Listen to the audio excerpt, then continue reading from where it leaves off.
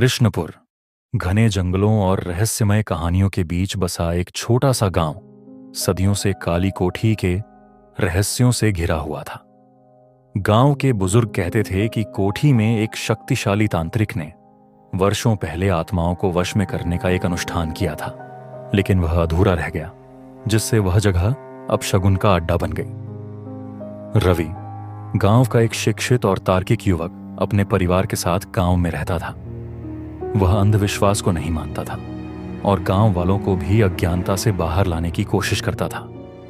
लेकिन जब उसकी बेटी रिया को बिना किसी कारण के बुखार आने लगा और डॉक्टरों की दवा भी बेअसर साबित हुई, तो रवि पहली बार असमंजस में पड़ गया। गांव के मुखिया ने उसे बताया कि यह काली कोठी का असर हो सकता है। रवि ने इसे बेतुकी बात मानते हुए टाल दिया, लेकिन जब गांव की अन्य गायें भी गायब होने लगीं और बच्चों को अजीब सपने आने लगे, तो उसने मामले की जांच करने का निश्चय किया। रवि ने रात के समय कोठी में प्रवेश किया।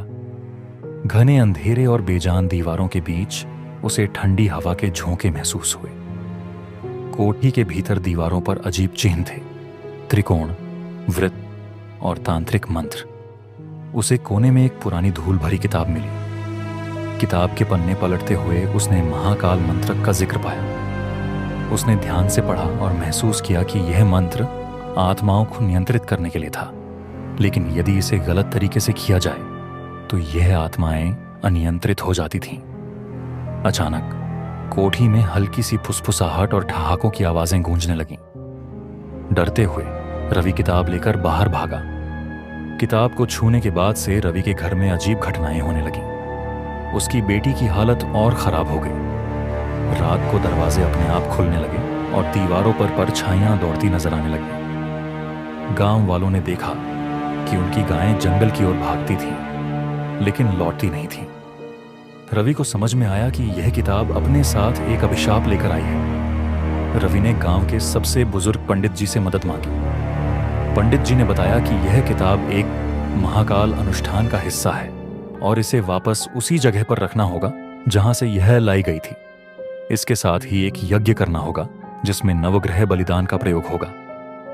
पंडित जी ने चेतावनी दी कि यज्ञ के दौरान प्रेतात्माएं उन्हें रोकने की कोशिश करेंगी, लेकिन यदि यज्ञ अधूरा रह गया तो गांव पर स्थायी अभिशाप लग जाएगा। रवि, पंडित जी और गांव के कुछ साहसी युवक कोठी पहुंचे।